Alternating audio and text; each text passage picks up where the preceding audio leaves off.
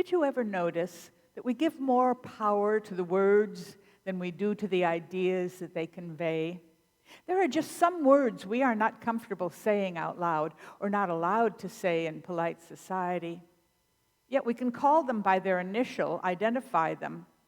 The F word, is not fun or friendship.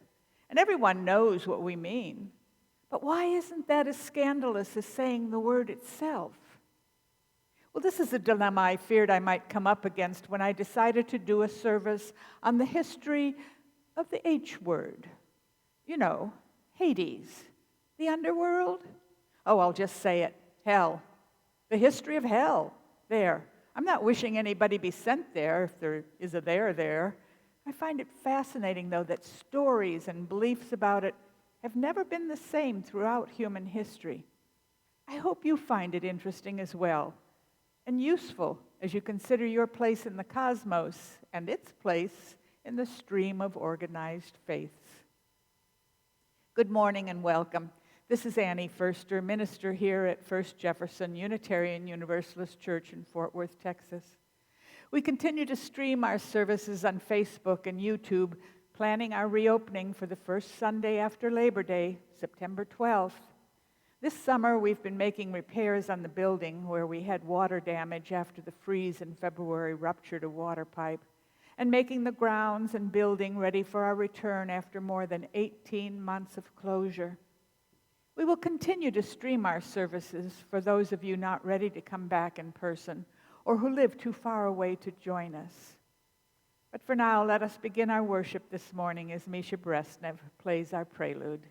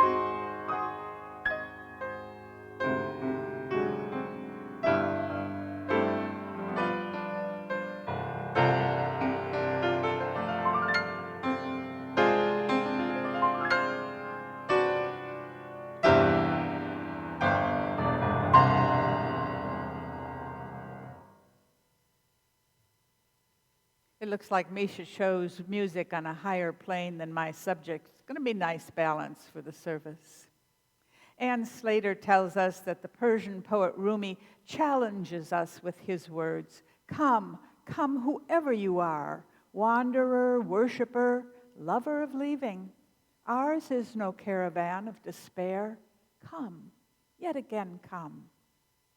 And we come from rich heritages of liturgy and pomp, or we come from burning legacies of angry gods and threats of hellfire. We come just as we are. We come with exuberant and joyful hearts, eager to witness to others. We come bereft of the goodness of life, wondering, hesitant. And we come just as we are. We come in the bloom of youth, ready to explore new truths. We come ready to sit apart from our children and be nourished for an hour. We come with gray in our hair and experiences to share. We come just as we are. We come to the place we never knew before was home. We come to the place that has been home for most of our lives. We come just as we are to join our brothers and sisters as members of one family in this beloved home, our hands and our hearts outstretched. Come, yet again, come. A chalice lighting this morning was written by Leslie Pohl Cosbo.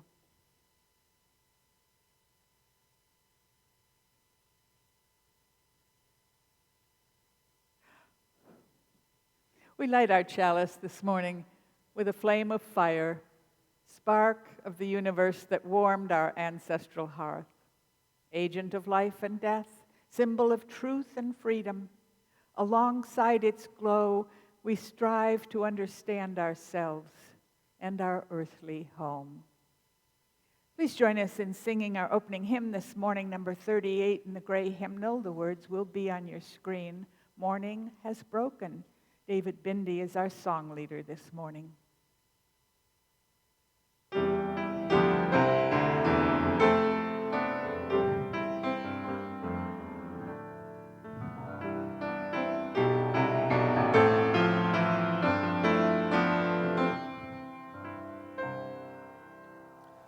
Morning has broken like the first morning.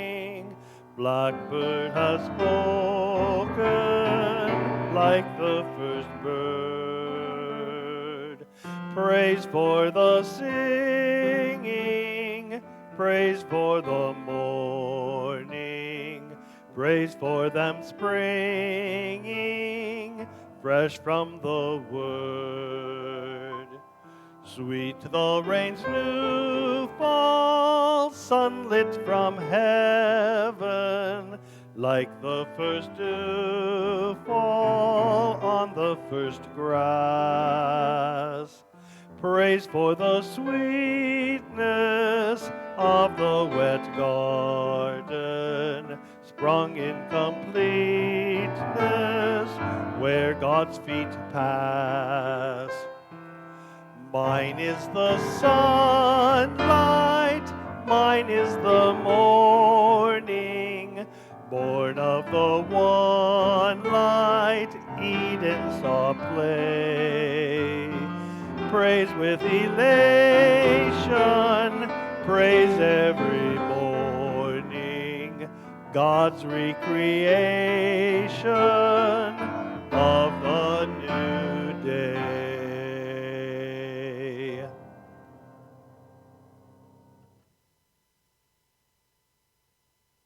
We say our covenant together every Sunday morning to remind us of who we are and how we are together. Please say it with me. Love is the doctrine of this church. The quest of truth is our sacrament, and service is our prayer. To dwell together in peace, to seek knowledge and freedom, to serve others in community to the end that all souls shall grow into harmony with creation. Thus do we covenant with one another. My assumption is that the vast majority of Unitarian Universalists do not consider hell a physical location, nor worry about being assigned there for all eternity. So I imagine that you question why I would want to talk to you about it. Well, I was surprised to learn that 60% of the country's population does consider it real and have concerns for their eternal souls. I would like to understand the thinking that went into defining hell over the millennia and its varied religious uses over the centuries. It isn't just one thing with one agreed upon purpose or structure. I'm also fascinated with the belief that so many considered their existence on this earth to be a hell as compared to what they looked forward to after their death. So the two questions I had for myself were these. Why was it considered necessary in the first place by so many religious leaders and so many faiths? And why, in this enlightened and scientific age, doesn't it go away? Consider these along with me this morning, won't you? In the meantime, I have a story for all ages. It's called A Visit to the Afterlife. I don't know who wrote it. I don't recall where I first heard this story. It might be from one of the better-known stories about heaven and hell, like that of Dante or Milton, or it might just have been written as a lesson story. So I thought I'd just retell it here in my own words as I remember its effect on me when I first heard it. I have heard stories about heaven, a place where good people go when they die, where everyone is happy every day and no one feels sad or angry. But I've also heard stories about hell, a place where bad people go when they die and experience pain and suffering forever and ever. I know in other churches I would be required to talk about both of these places every Sunday. But as a Unitarian Universalist minister, the choice is mine.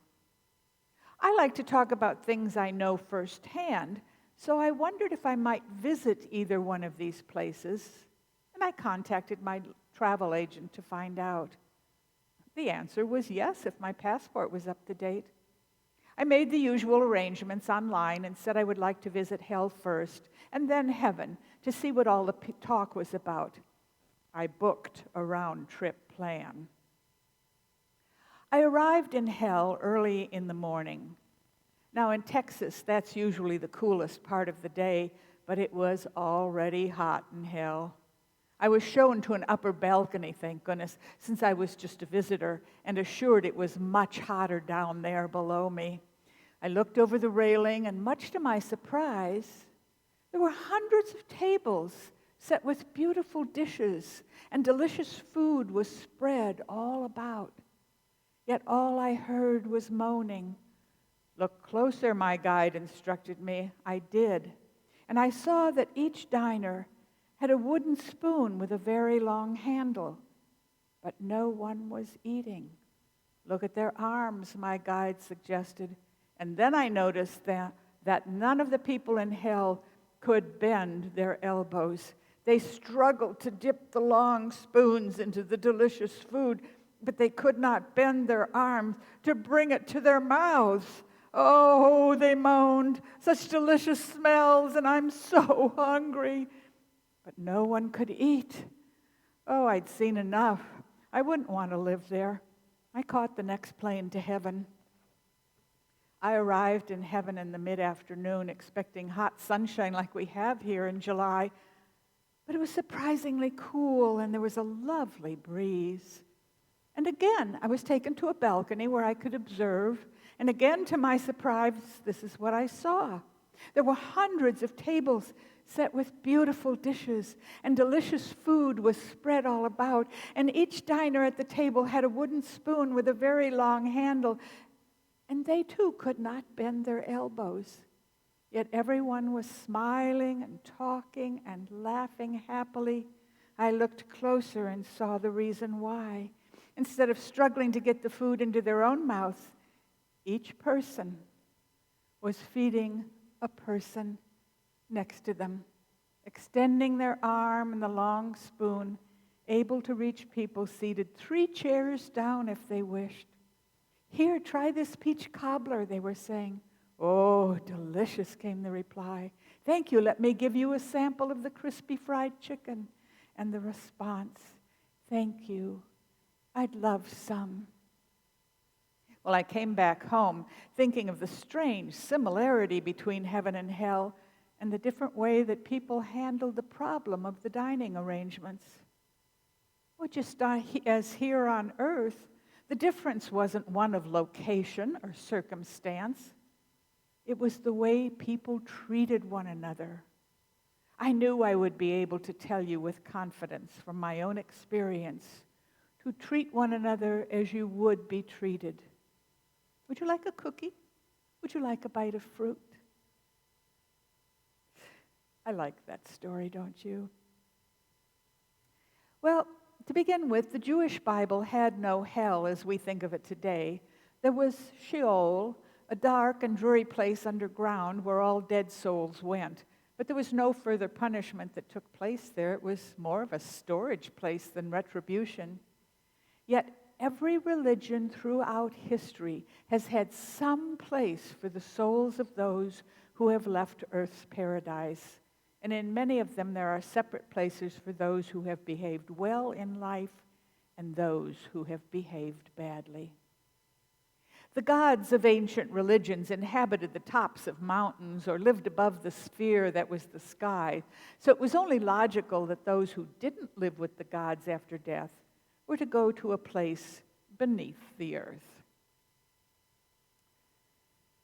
Religions are notorious borrowers, gathering pieces from the faiths that preceded them, either because they worked well for those believers or they were already in practice in the region and with a few slight innovations could be transferred to the new religion without much trouble. I mean, think of Christmas being celebrated as Jesus' birthday in December because the local pagans already celebrated Saturnalia then, instead of having Christmas in March or August, which are more likely dates for his birth if the story about the shepherds is to be believed. So as you look at the stories of hell, also known as Ananka or Hades or the Great Below, you see similarities from one faith to another. But the stories about the gods and their counterparts also follow human history. So as the world turns, so also do the stories of heaven and hell. The very struggles of the Catholic Church greatly influence the beliefs and the lessons about hell. Now, I knew some of this when I decided last month to do more research and titled this Sunday's topic, The History of Hell. So imagine my surprise when I went online and found out there was an entire book by that name, and that any research I might have done was already done much better by its author, Alice K. Turner. My intent this morning is not to do a book report on Turner's tome, because you can read it for yourself if you're interested. I'm going to lend my copy to the church library. My intent this morning is rather to examine those historical changes in its landscape, methodologies, and purposes, and to wonder how it affected believers and non-believers alike, to try to determine what its literary existence at least might mean for Unitarian Universalists. Remember, our own histories also follow the histories of the Catholic Church, the Protestant Reformation, the Enlightenment, the Scientific Revolution, and the psychological teachings of Freud and those who followed him. There is an entire chapter on universalism and universal salvation in Turner's book. And if you don't think any of it is of any importance to you, remember this, as I said earlier, 60% of those questioned today believe in a literal existence of hell. And if we ignore local religions or world religions and their variety of beliefs, we are in danger of isolating ourselves from others and losing any influence we might have for doing good in the world. Now, Zoroastrianism was one of the earliest influences on religions that followed. Zoroaster, or Zarathustra as he's sometimes called, founded the religion in ancient Iran or Afghanistan. Dates are uncertain and guesses about his life vary all the way from 2,000 years to 400 years before the Common Era. According to Turner, who places him about 700 BCE in Babylon, Zoroastrianism had an enormous influence directly and indirectly on the history of Christianity and specifically of hell. It was based on the early Vedic faith from which Hinduism and Buddhism also developed, but instead of relying on a pantheon of gods, Zoroaster taught a dualistic religion. The divine force of good, or the wise Lord, fought against the Lord of lies who dwells in the darkness of hell under the earth, sending out demons or devils to torment the world. Law, order, and light in this faith oppose darkness, filth, and death. Their conflict is the history of the world, and the object of their conflict is the very soul of man. Well, influences differed from faith to faith, but each had its elements in common. First, hell, or whatever it was called there, was a separate kingdom with a ruler, much like a king or a queen, who made the rules and kept order. And the ruler had subjects to do his or her bidding, followers who sometimes went out into the world above to tempt possible converts and bring back those who succumbed to their evil ways. Second, in the geography of the netherworld, there were rivers to cross to get there, mountains to climb, guides to lead the way, and horrible beasts with great teeth to terrify the new arrivals. And there was not only fire in these hells, but areas of extreme cold. And the third commonality, the stories of these regions were often told by people who had visited there and returned to earth, much like our story for all ages today. Their visits were often mere curiosity, but some went to try to bring someone back who was wrongly sent there or kidnapped by the demons. The demons in the stories seemed to work on a quota system and were always looking for new victims. In medieval Christianity, Jesus was believed to have traveled to hell to harrow it of wrongly accused innocents and to bring them back with him to heaven. This was a time of hope for Christians based on the belief that one could win release from hell through divine intervention or human prayer. But other tales were not so positive.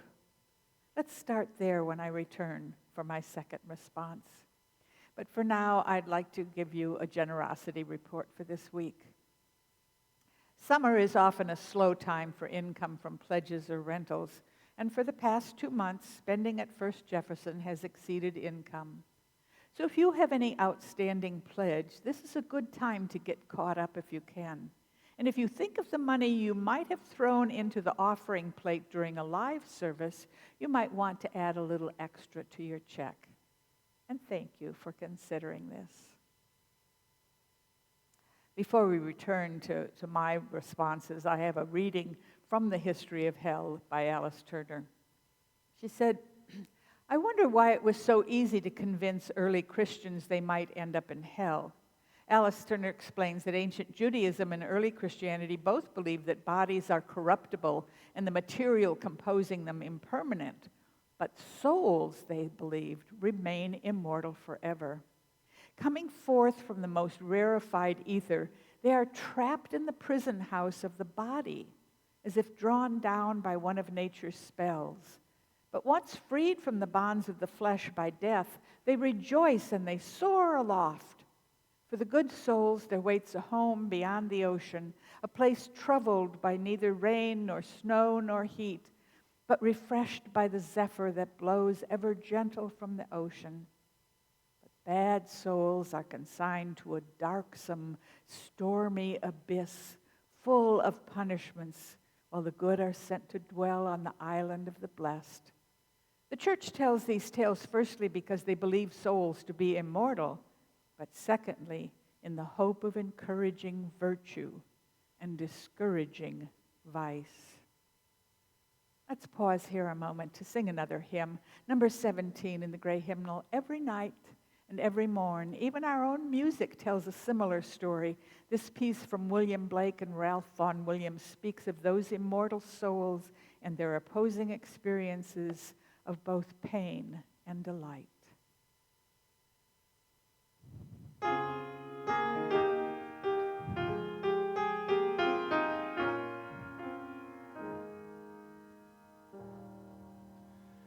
Every night and every morn, some to misery are born.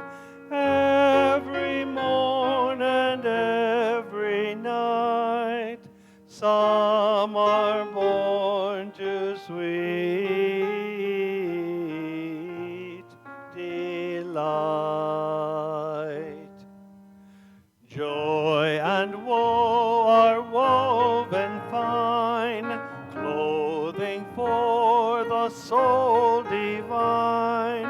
Under every grief and pine runs a joy with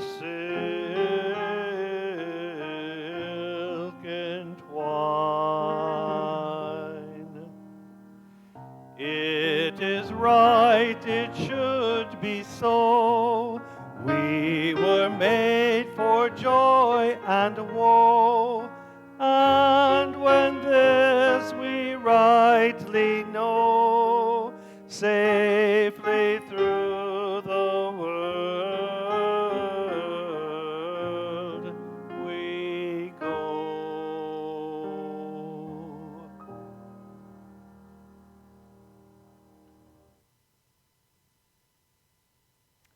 Well, how do you suppose hell found its way into Christianity? The ancient Greeks had much to say about it, and Plato was its main biographer. But they saw it more as a place of correction, eventual forgiveness, and a final relocation of the soul to a better place. Now, the Romans, whose rule was juxtaposed with early Christian history, were themselves not great myth makers, but because of the way they spread their influence over many years and many lands, tended to bring people traveling from one belief system into another, where ideas mated, gave birth to new ideas, and transformed the stories that carried these ideas forth. This cross-fertilization not only kept the idea of hell alive around the world, but helped it grow into a land that anyone would recognize and could describe. But it was the poets, not the politicians or the priests, who made the existence of hell so real in the minds of people. As Turner explains, Virgil's is the first thoroughly graphic description of hell and one of the best.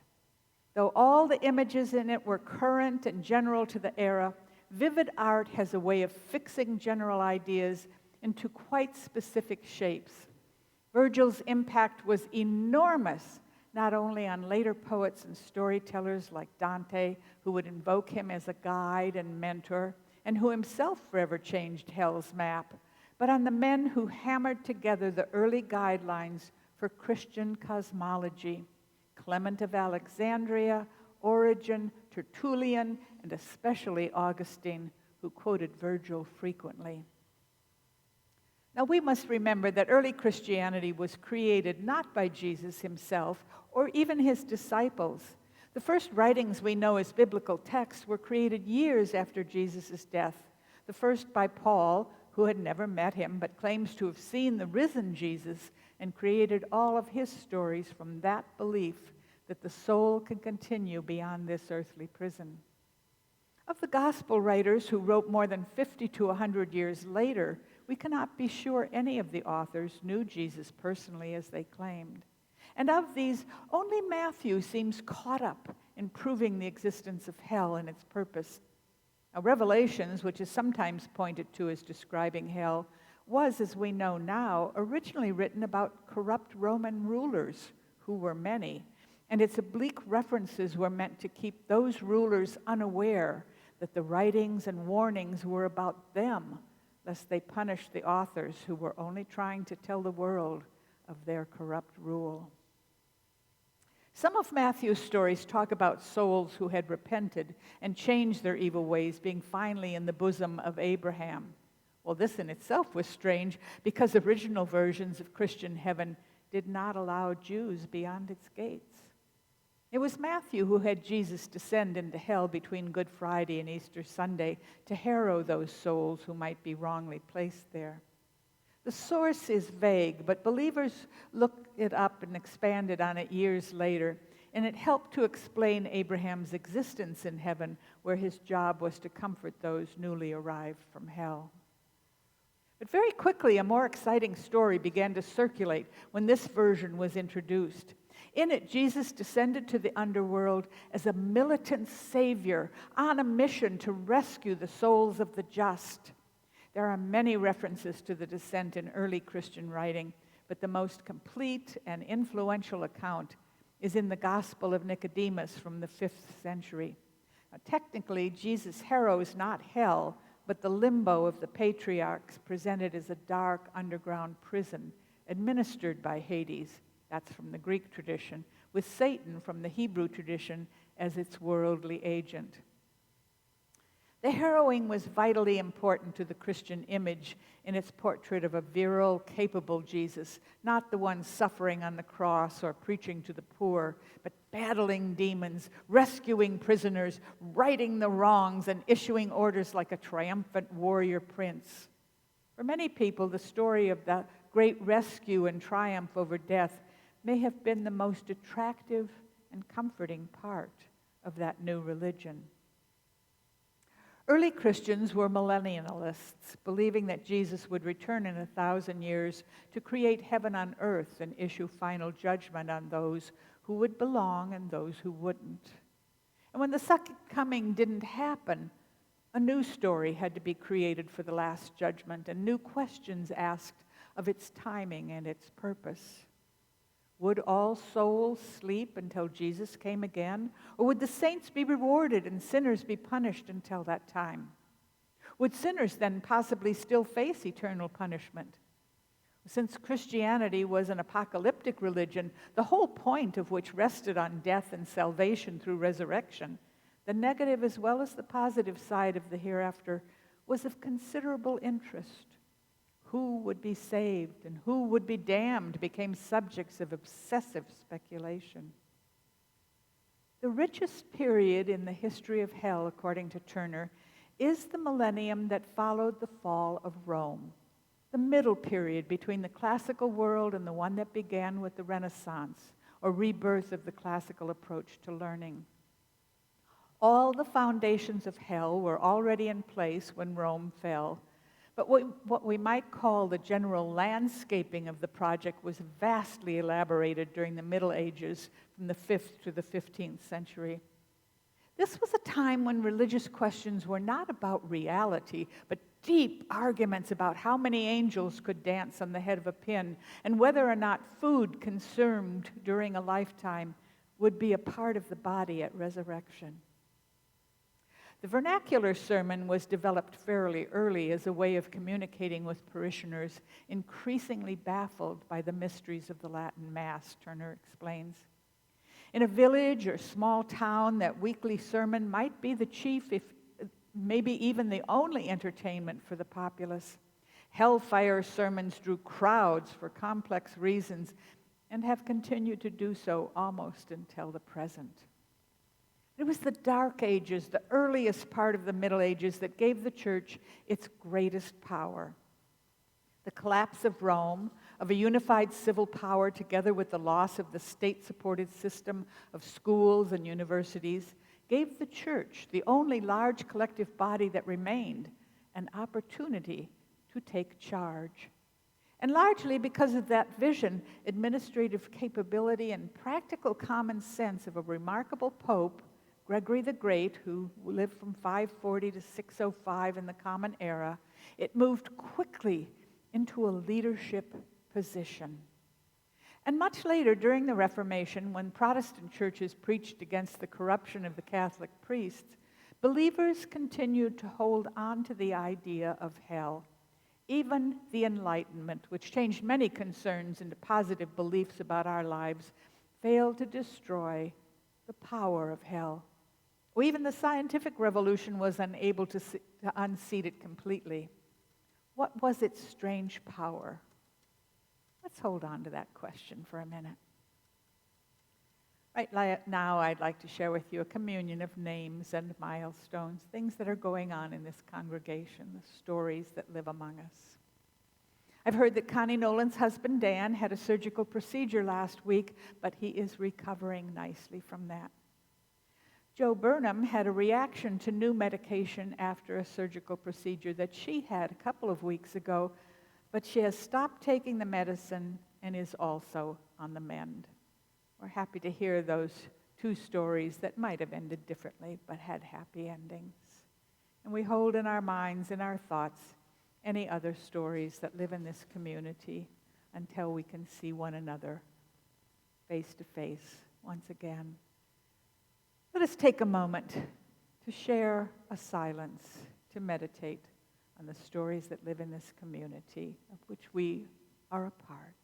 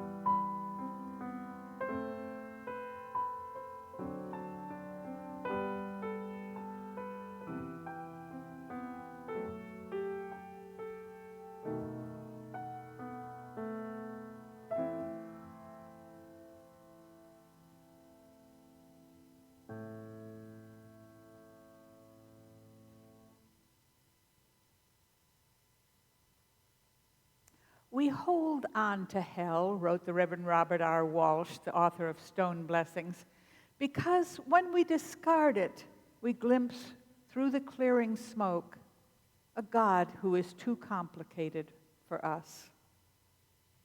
Another Unitarian Universalist minister, the Reverend Deanna Vandiver, said, "Throughout time, our Unitarian Universalist faith tradition has held a thread of clarity. How we relate to each other creates the conditions of hell or heaven here on earth. We may not know or agree about what lies beyond this life, but it's our conviction that our actions and our inactions have consequences for the web of all existence. While fascinating and mysterious, we do not place our hopes for salvation in what happens after death. We find our salvation here on earth." Excuse me.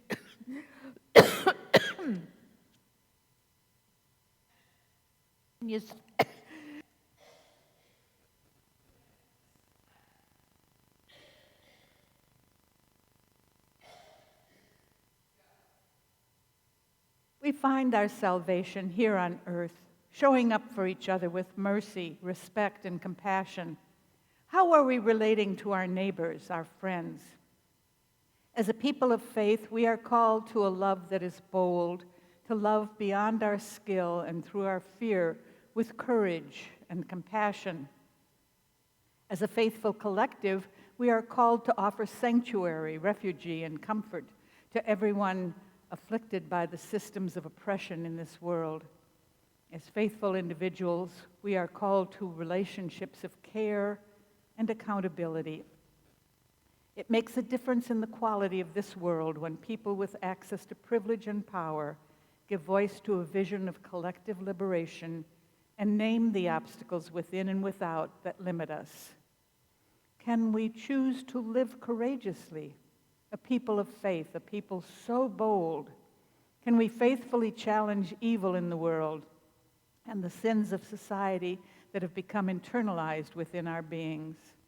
Our faith does not require that we be unafraid, only that we do not lead with fear or make our decisions from a place of fear. Our presence matters. How we relate to each other creates the conditions of hell or heaven here on earth. May we remember and affirm that we are all in this together, friends. We are all in this together. Now, I agree with both of these writers, but how did we get here? The Unitarians were not particularly concerned with questions of hell. They dismissed them for their own work on this planet during their lifetimes. They sought the answers to what creates goodness, not what destroys evil, and named education, love, courage, community, respect, and compassion. But the Universalists stopped to ask why people could believe that a loving God would allow such punishment and to try to destroy the beliefs about eternal damnation. A God, they said, who created us in love would not destroy his children, but would nurture them, for we could not love a God who thought otherwise. They believed that this loving God of theirs would not damn anyone to eternal suffering, and they preached the doctrine of universal salvation. That's how they got that name. Now, this was a direct challenge to the writings and beliefs of many Protestant faiths, and more specifically, the writings of John Calvin. One of the first to speak out publicly against hell was an English preacher named James Relly in the mid-18th century. One of his converts was John Murray, whose name you might be more familiar with. Murray was driven from England in order to stay out of debtor's prison and came to the United States believing he would not preach anymore, but find a more profitable career. But preach he did, and instantly became a huge success with many followers, earning him the name of the father of Universalism in America. They did continue to believe in hell, but not as a place of eternal torment, rather as a stopover for correction and forgiveness on their way to heaven, where all would eventually retire. Later Universalists did argue about how long other sinners might stay in hell, those who, unlike themselves, sinned more and probably needed more correction and more forgiveness than they did. But scholarly theologians on both sides argued about whether hell was even needed, since Jesus had died to save humankind, or whether the idea of universal salvation was just humanism in disguise that would lead to a disbelief in God and the blasphemy and sinning that would follow. Always discussions. We've talked before how our current beliefs have come from those classical arguments. I would love to have had the time to take you through the poetic influences on hell, the writings of Dante and Milton and some lesser-known writers who changed minds or at least created interesting discussions. And through the graphic and frightening work of artists who tried to capture the fear of fire and brimstone preaching on their canvases. I hope if you are not familiar with them, you take the time one day to seek them out. You will be amazed at how many of their words and images are part of our conversation and beliefs today. But I hope you enjoyed this little tour today, and if one day in anger you find yourself condemning some enemy to the netherworld, you at least have a clearer understanding in your mind of where you are sending them. Turner concludes her amazing study of the subject with these words: hell will probably continue to fade from religious teaching, especially as research into the near-death experience continues. But as a flexible metaphor, it is far too valuable to lose, though it will surely continue to change, as it has so frequently and remarkably since Mesopotamian days. Our closing hymn this morning is number 1008 in our teal hymnal, When Our Heart is in a Holy Place. Let us consider that we have learned our lessons from the stories of hell, and that we are in a better place, a holy place, when we look at how we might help a weary and imperfect world in which we reside.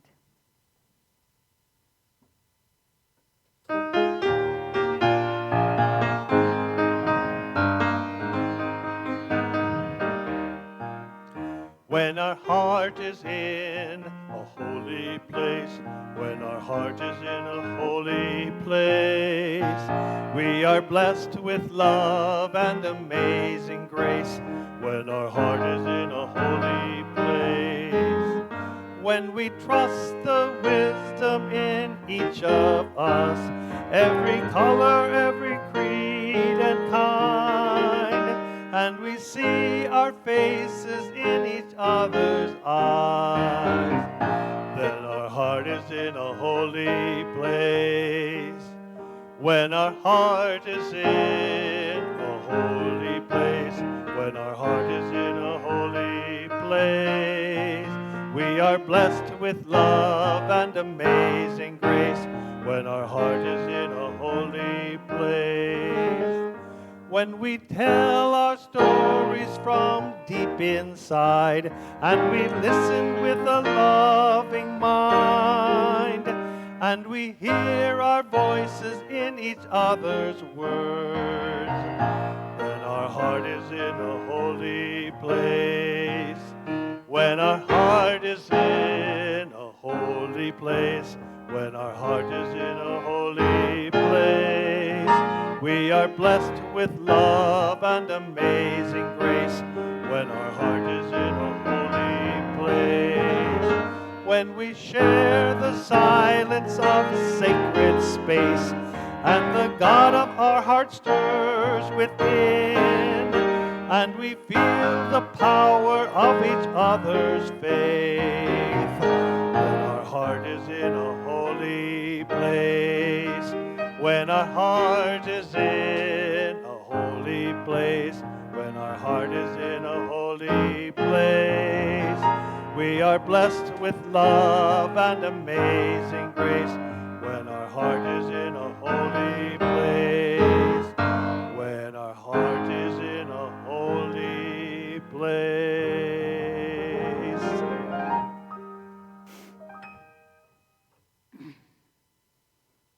Thank you, David and Misha. Our chalice has burned this morning as a light from the past, from our history, from today, and we can extinguish it now because we take it with us, each of us, in our hearts. and our minds. Our benediction this morning is from the father of Universalism, John Murray. And he said these words, "Go out into the highways and the byways. Give the people something of your new vision. May you possess a small light, but uncover it. Let it shine. Use it in order to bring more light and understanding to the hearts of men and women. Give them not hell, but hope and courage. Preach the kindness and everlasting love of God, whatever that word means to you. So may it be in all our lives."